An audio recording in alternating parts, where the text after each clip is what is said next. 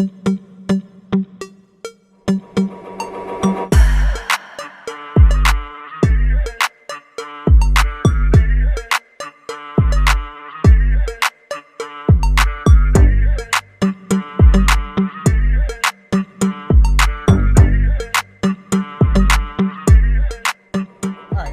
is a straight to the point type of video. Not a whole lot of repairs being done in this video. I haven't even really repaired anything today. I've had a bunch of weird complaints and weird outcomes. Like Veterans Day, right? Okay, it's Veterans Day today. We finally got some traffic into the shop, but it wasn't the type of traffic that is meant to generate money for the shop.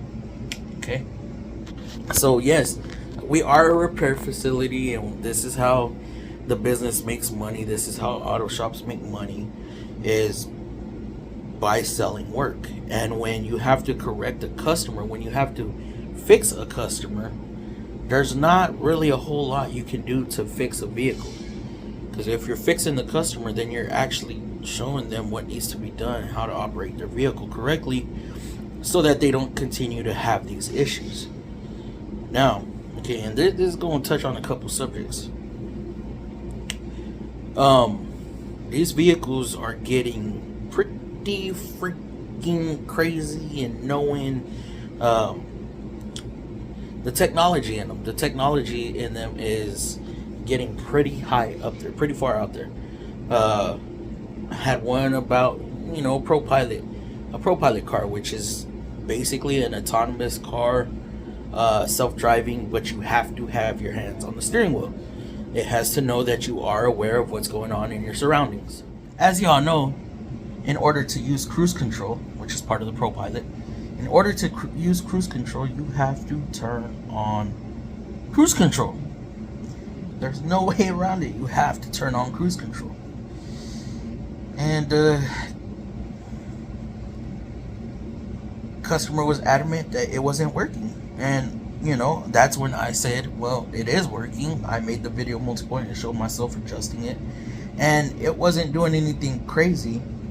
And this part goes on to the service advisor and the customer communicating correctly, because after I found no fault and did my oil change, I then proceeded to submit all my recommendations and stuff like that, part of the multi-point process, and you know, try to upsell something, because obviously there was nothing wrong with their vehicle, and why not try to make a little gravy off of it? So if they ain't got to make any repairs, let's make some gravy off of it. Well, customer was adamant, so they told me to take the vehicle up and go test drive with the advisor and the customer. Well, again, Veterans Day, we got kind of backed up today, finally. The customer had so much stuff in the back of the car, I couldn't go with them. So I was like, you know what? You go with them, let me know what's going on, and get back with me. Tell me what's going on with it. You know, if there is legit something going on with it, let me know, and we'll figure it out. So apparently there is something going on with it, to where the speed is just ramping up. Never seen that before, never heard of it, never seen it before. So that was one of them. Another, I saved a customer some good money from spending by doing a program and calibration on an ADAS system. And calibrating an ADAS system, you gotta perform an alignment prior to actually calibrating that, and the labor just in that alone is it's pretty up there. I'm not gonna talk about how much it is or how many hours it is. If you want to know, kind of do your research. But it does require an alignment prior. Now, what I did find is luckily they told me this thing wasn't an accident. Well, it don't even matter if they told me or not, because when I scanned it, I wanted to figure out, I told them, look, okay, you got all these lights on the dash. I need to make sure that there's actually something wrong with the radar before I go and calibrate it. Lo and behold, I had a code for a wheel speed sensor, which y'all will see that in a short up in the future. So I fixed the wheel speed sensor, test drove it, drove fine. Okay, so that literally cut, you know, having to do an alignment, having to do this and that. I'm not the type to just jump straight into a repair. If a customer comes in requesting a repair or requesting for us to do something that's out of the norm, I'm gonna be like, why? You know, ask questions. Why do you need this? What did you do to need this? Okay, you know what, stop, wait, hold on, let's get to the bottom of the actual issue. So, you know, with cars nowadays, one small thing can throw a freaking large issue. Oh my goodness. And then another one I pulled in today. This one, I'm scared to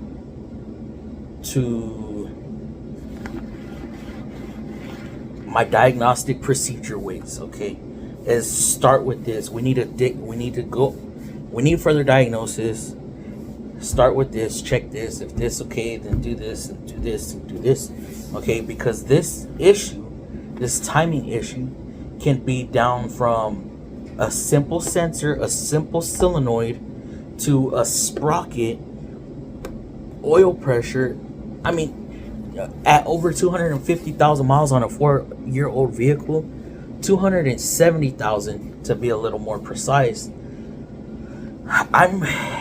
Do I just go engine route, or do I go DIAG route and try and save the customer some potential money? Because normally, if the vehicle is reading cam position angle, normally the sensor is okay, but I can be wrong. That's why there's a diagnosis procedure, because we need to check all the sensors, check the solenoids, make sure the solenoid's not locked up. So you can spend all that money and still need an engine, or you can just go straight into doing an engine, because you may need an engine eventually, maybe sooner than later, who knows. But that code will throw a track light code, which that track light code disables, or let me back up a little bit. That timing code disables traction control because it can't tell position of the engine. Now with that timing code and disabling the track control, it also disables the ICC, intelligent cruise control. All these systems work together, right? So now here's another issue. Her steering wheel is reading 355 degrees out from zero. So that means that it's reading one whole revolution of the steering turn. So while you're driving, it's thinking that you're turning. And so it's throwing wheel speed codes, it's throwing meter codes, it's throwing all sorts of different stuff.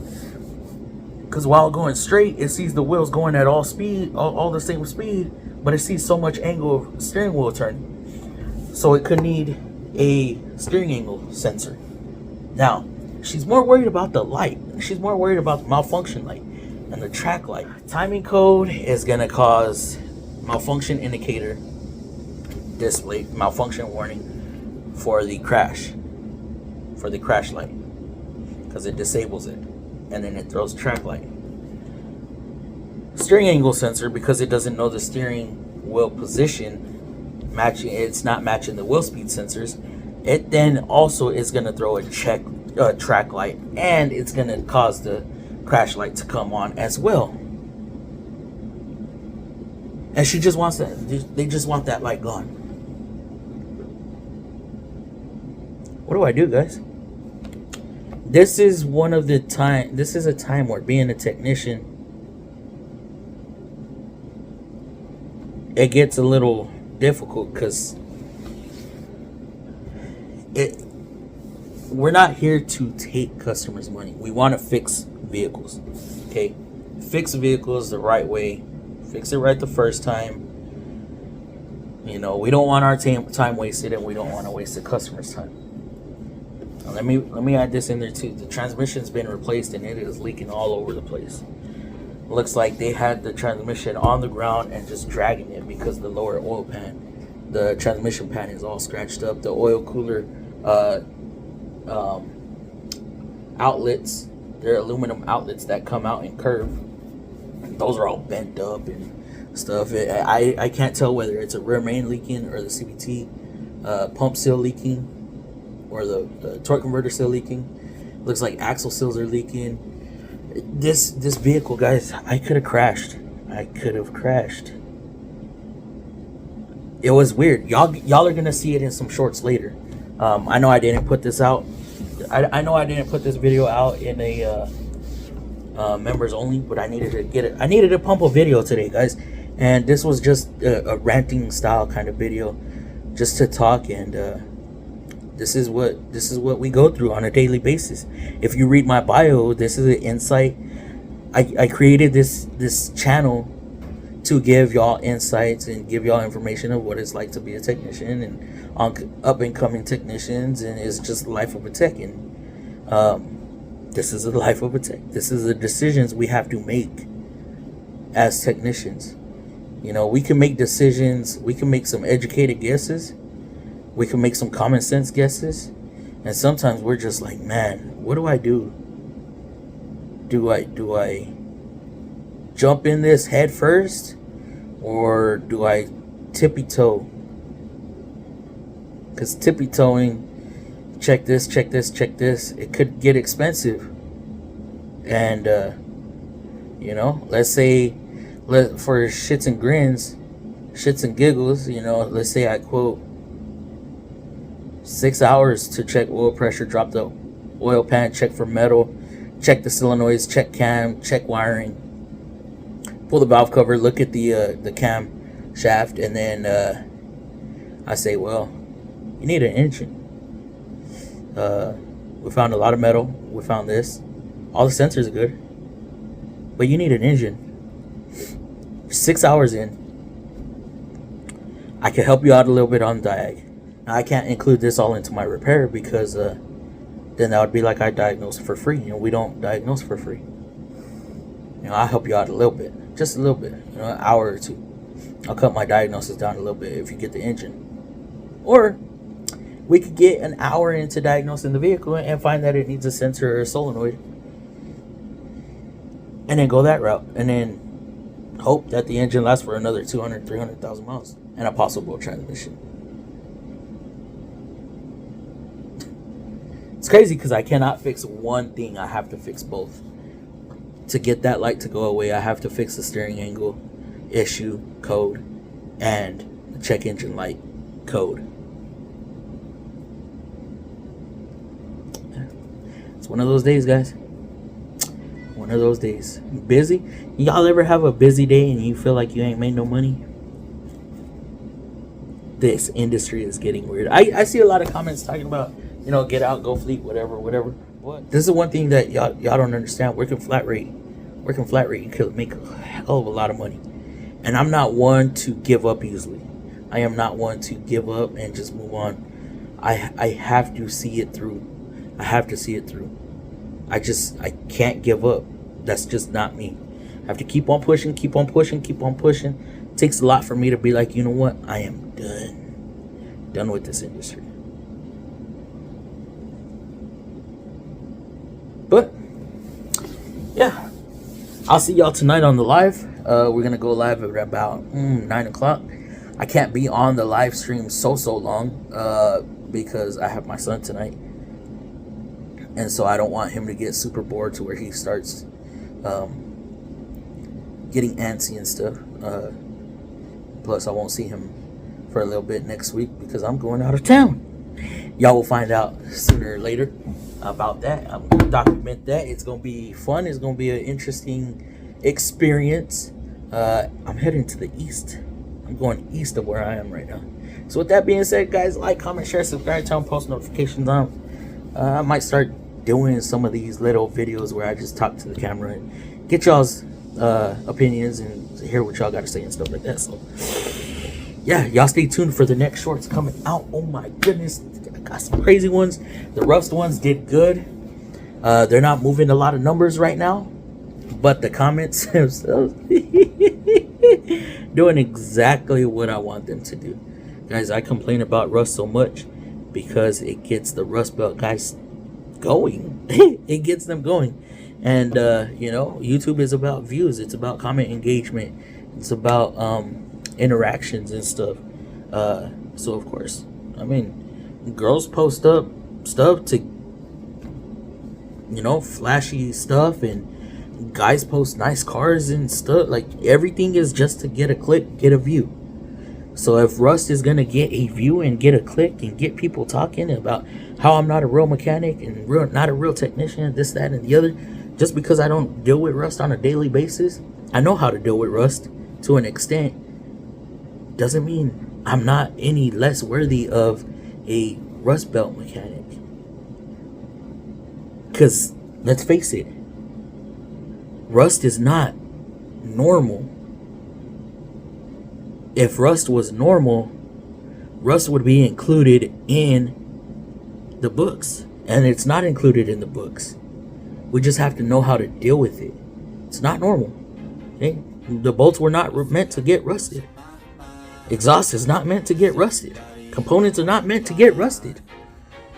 Anyways, guys, like I said, like, comment, share, subscribe, turn post notification bells on so you don't miss another upload. And we got some, I should be receiving the banners next week also.